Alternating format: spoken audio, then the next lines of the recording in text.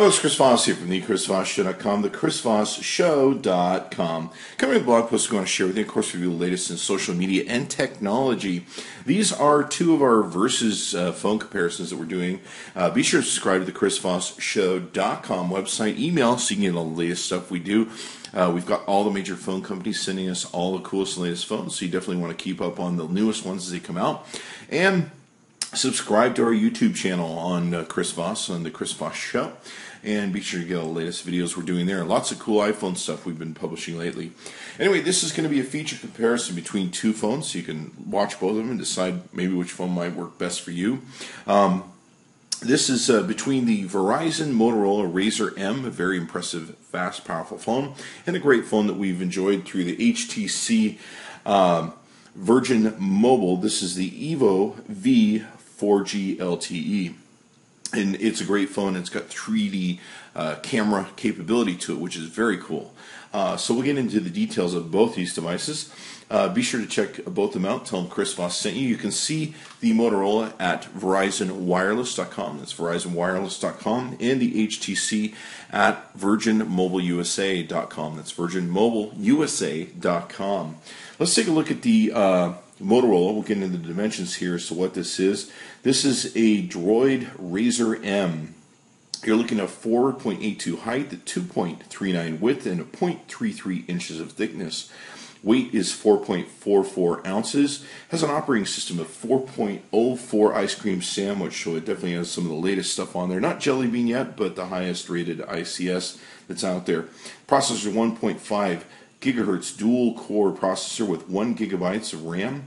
It's got 8 gigabytes of internal memory and formats a support of up to 32 gigabytes on a micro SD expandable card.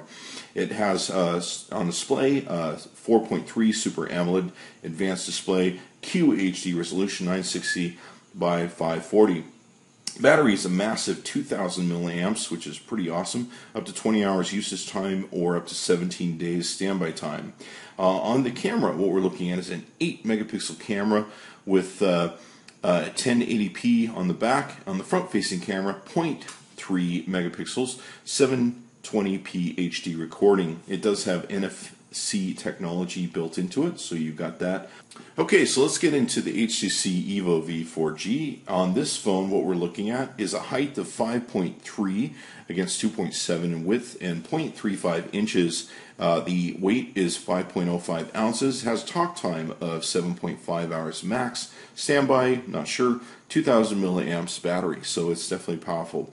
It has an LCD color TFT screen with resolution of 720 by 1280 pixels, 4.7 diagonal screen, 16 million colors at 24 bits. Works off of out of the box with Android version 4.0. I believe we've upgraded this to 4.03. We'll check in a second with HT Sense UI 4. The 1.5 gigahertz Qualcomm Snapdragon dual-core processor is very fast in it. Has a 16 gigabyte internal storage, raw hardware, 12.7 gigabyte internal storage available to users, 1 gigabytes of RAM. And inside, it has NFC for Google Wallet. And you're looking at, on the back of the camera, you're looking at, it does have an expandable micro SD card where you can expand this up to 32 gigabytes of memory that you can have the device. Back resolution on the camera is 8 megapixels with a front camera resolution of 1.3 megapixels. The back camera will capture at 1080p. So it's a pretty rockin' phone. And like I say, they're both through two different services. You've got Verizon and Virgin Mobile. Now, with each device, you can see here, I believe under the Motorola logo, it rises up a touch bit. So I believe we have a speaker for the phone calls, front-facing camera here. Down below, you have your back button, and you also have your home button, and you have your recent apps button. Small microphone right here in this area. For the HTC Evo, you have a long band here for the speaker. You have a front-facing camera. You have on the bottom here your home button, your menu button, back button, and search. So you have a lot of different buttons to take and choose from there. Let's take a look at the backs of both these devices. Now, on the backs of both devices, what we have here, as you can see, is we have the HD video camera for the camera eye in the back, your flash lamp, your speaker. Now, one thing I was concerned about when I first opened this Motorola was the speaker was on the back, and I'm like, wow, if I set that flat against the ground, that's not going to work out very well. Turns out the speaker is very, very powerful on this device, and we're very impressed with it, and it doesn't muffle the performance in any way, shape, or form. On the back here, you can kind of see there's a 2D, 3D camera switch. We'll show you that here in a second when we show you the sides. So you have that. You kind of have an ergonomic back on this back area here. You have a raised area where you actually have two lenses. And what this is these are two 3D cameras that work in unison to be able to take dual pictures. You can also see the 3D lenses, lamps that are there to help illuminate both those devices.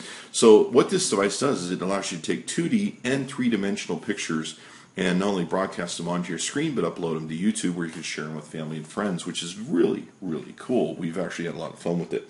Now, the back comes off the HTC device, pops off, and of course this makes it so that you can have access to, number one, the battery if you so choose to change it, or to insert your micro SD card to expand the memory up to 32 gigabytes on the back. Okay, so here we can see both devices side by side, and what we're taking a look at is you've got an angled version of the Motorola here. It's got a small microphone hole here. There's a small microphone hole on the bottom of the Evo V, and of course the pull tab to take the back off, as you saw. Also here on the top, you can see that we have on the Motorola an earphone jack. On the top of the Evo, we have a power button, we have your earphone jack, and we have a small microphone hole. Down the right side of these devices, we have a rocker button. Probably hard for you to see. It's a black rocker button for volume up and down. It flushes very nicely with the device. You've got a silver power button here. We've got a shutter button, which is great for video and camera taking on the HTC. We've got a 2D to 3D button that you can take and switch between the two different devices. We've got a rocker button, for your volume up and volume down. Going around left to each of the different devices. With the HTC, you've got a sync and charge micro USB plug right here, and then you've got a sync and charge micro USB plug here. You also have a pull-out band here, which you can pop out, and in so doing, you can easily insert your SIM card right there and your micro USB for up to 32 gigabytes of expandable memory. Both devices have fairly similar features given they're both from the Android family of OS. With the Motorola, there are some distinct differences in the processing that is being used. By swiping left instead of going through other menus like you can and widgets on the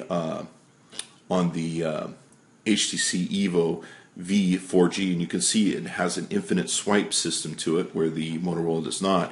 You can actually swipe on the Motorola and access your quick settings that you can take and change. If you go to the right, you can take and see that you can do different things. Of course, you can add widgets, add folders, all that good stuff. What you are seeing here, though, is the Motorola has something that's very cool. It has an animated wallpaper. You can actually change these wallpapers to live wallpapers, other wallpapers, galleries, and all that sort of good stuff. So a lot of fun you can have that's very little bit different than some of the Android phones that we've tested before that are out there, kind of like the widget styles. You can choose several different formats, of course, with this. Both devices perform extremely well. Let's take a look at the notification menus. You can kind of see how they play out with both these notifications here. Let's go ahead and check the settings so that we can know what we're showing you here on the HTC Evo. We know there's 4.04 on the Motorola, but we want to check and see what software is on this device here for the HTC Evo V. Looks like it's running on 4.03 Android version and HTC Sense 3.6. So we'll see if those get updated in the future, and if they do, be sure to check back. You can see here it definitely has an interesting way of managing pages, a little bit different than most Androids we see with the Motorola, but very cool. We definitely like it. Okay, so both these devices, we're pulling from the log, of course, because we do have the Wi-Fi hooked up, but we're pulling from the log, which shows you the numbers we got with both devices. Okay, so here you can see on both devices, we've run the Geekbench 2 score. The Motorola scored 1426 against 777 with the HTC Evo V 4G. The system information, of course, you can see some of the details here, and the breakdown as to how well they performed within each other. And of course you can pause this if you want to look at any of the numbers individually as to how they performed. But we'll skip through most of it so you can kind of get a brief overview as to how each of these devices performed under the particular tests that we took and benchmarked them with. Okay, so here we can see on the AnTuTu benchmarking test that we're taking and doing here the detailed scores, a breakdown as to how each one of these did. Okay, so here now we can see a test as to how each device measures GPS measurements and picks up the satellites that are rotating around the globe. You can see here that the Motorola is picking up 18 in view right now, 12 in use, and getting to an accuracy of within 10 feet of the device. With the GPS on the HTC the HTC Evo V 4G, you can see that it has 7 in view, it's using 7, and it's coming within 10 to 13 feet varying, but you can see that the Motorola is definitely picking up more satellites. Okay, so now we can see on both devices we're using the A&E benchmarking software, and what this does is shows us the native and Java threads and benchmarks both of them in the processes each phone could do. For the Motorola, it scored on the native threads 5194 against 1788 on the HTC Evo, and on the 149 for Java threads on the Motorola, it's compared to 74 on the HTC. Alright, so here you can see the billion counter test that we do on both devices. You can see that it took the Motorola 24.57 seconds to get to a billion, 46.29 to get to a billion. Okay, so now here you can see how the colors match up on the display tester for the devices. The color on the Motorola comes in very rich, the very green color. I'm not sure how you can pick it up, but the definitely green and the reds and the blues and the magentas are a lot less defined, kind of more washed out on the HTC One Evo V 4G. Okay, so now here using the Geo Benchmark 2.5.1, you can see here the benchmarks and how they came in. We came in at 3197 frames at 28 frames per second, as opposed to the 1672 at 15 frames per second. You can see how the rest of these off-screen benchmarks breaks down, especially fixed time step, etc., and compare both side by side. Okay, so here we can see we're using the quadrant standard test here, and you can see how both devices took and shaped up. The device on the Motorola scored a high 4706, which is very good, and the device on the HTC Evo scored, let's see if we can find it here, 785. You can see the breakdown of the total, the CPU, memory, I/O, 2D, 3D, and scores here for each of these. Okay, so here we can see using the Passmark performance tests on each of these mobile devices. The Motorola scored 1972 against 1340 on the Evo. Coming back down to CPU tests, you can see that the CPU test came in at 5073 on the Passmark, and let's see here, 2106 on the Evo. With disk test 2406 on the Motorola against 1496 on the Passmark. 2260 on the memory test, 1576 on the memory test for the Evo. 2D graphics 2427 as opposed to 1354 on the Evo, and 3D graphics 631 as opposed to 600. Okay, so here you can see with the KFS benchmark how each of these devices came in. The Motorola came in with the overall frames per second rate of 41.298, and frames per second on the Evo came in at 26.47. You can see some of the graphical interfaces of their tests. Okay, so here you can see we've run the RL benchmark, which gives you your your SQLite performance results for SQL. You can see here as you page down that the different things that it did for operations and doing different things, creating indexes, updates with an index, drop tables, all that sort of good stuff. Performed all those on the Motorola at 26.233 seconds. On the Evo, 48.952. Okay, folks, so with the Velamos benchmarking app, you can see how well each device did. You can see here that the Motorola scored 1691 as opposed to 981 with the Evo, 550 with the Motorola as opposed to 267 with the Evo. Okay, so what we're doing now is we're doing an in-Skype call on a localized Wi-Fi. You can see here the picture comes out really good on my iPad 3 coming from the Motorola, and actually broadcasts and receives my picture really well from the iPad 3. So really good job. In fact, this may be the best Skype picture I've seen from a forward-facing camera. So pretty cool stuff. Great, amazing little phone. Okay, so here you can see we're doing a front-facing camera test using a Skype call where we're calling an iPad 3 across the system. You can see how this feeds. Now this is across a localized Wi-Fi, and you can see how this processes data in sending it to me and how good I look through the camera. You can see that on the iPad 3, of course, as that data is coming through. So this is how it performs across, say, a front-facing Skype call. Okay, so the Motorola's got a great camera. It's got a really fast shutter. I really enjoy using it. It's fun to play with. For some reason, it just seems to be more responsive to the camera. It's got a great screen, of course, to work from. You've got your zoom in and out. You've got your area for your albums up here. It's got most of the same menu you'd find on an Android. You've got your settings here where you can do different things with shutters and stuff like that. You've got effects that you can take and add on here. You've got scenes that you can take and do. You've got modes that you can do. You've got exposure, and then you've got your flash you can control. And then what's nice is you can just swipe and get rid of this little adjustment bar here, which is really nice. And of course you can get the focus and all that good stuff. Now you can easily switch between video and your shutter for your camera. You can easily switch from front to back, and you've got your shutter button here in both cases. It's a great little camera. I really enjoyed it. Let's take a look at some of the pictures we got. Now, one thing we really noticed about the camera, well, I'll get to that in a second. You can see here's a picture of a flower that we took. The light's a little rough during the day that we took that picture. Here's an outdoor picture that came out pretty well. Video-wise, the video comes out really well. Great blues, greens, everything is pretty much what it should be and how it works. Great camera. I mean, is it the best camera in the world? I'm not sure. You'd have to do some comparison testing, but it's a good camera.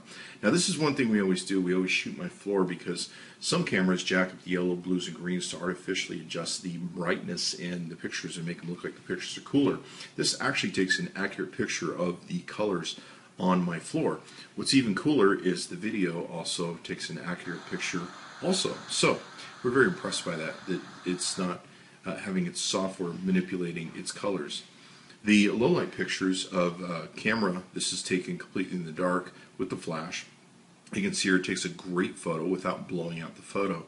One thing we were super impressed with, and I started talking about this earlier, is its low light lamp ability. It has a brilliant lamp on it that takes great dark pictures. This is completely in the dark, and you can see it does a great job of lighting up not only the local area really close, but pretty much the whole area that we were working in. So we were really surprised that something as thin and small has that great of a lamp. So really blown away. You can hear me say wow on the tape there. So yeah, great little camera on the Motorola. I was very impressed with it. Be sure to check that out on the deal. Alright, so all in all, both devices are great devices. We played with both of them, and you can see some of the great results that some of them do. They each have their strengths in different ways. The Motorola Razr M you can find at Verizon wireless.com. That's verizonwireless.com. Be sure to tell them Chris Voss sent you. And you can find at virginmobileusa.com. That's virginmobileusa.com. The HTC Evo V 4G. Be sure to check into that and all that good stuff. So check out those phones. Chris Voss tested, Chris Voss approved. Be sure to tune into our channels on the chrisvossshow.com and on our YouTube so that you can see all the great new phones phone companies will be sending us. Thanks for coming by. Be sure to check back often.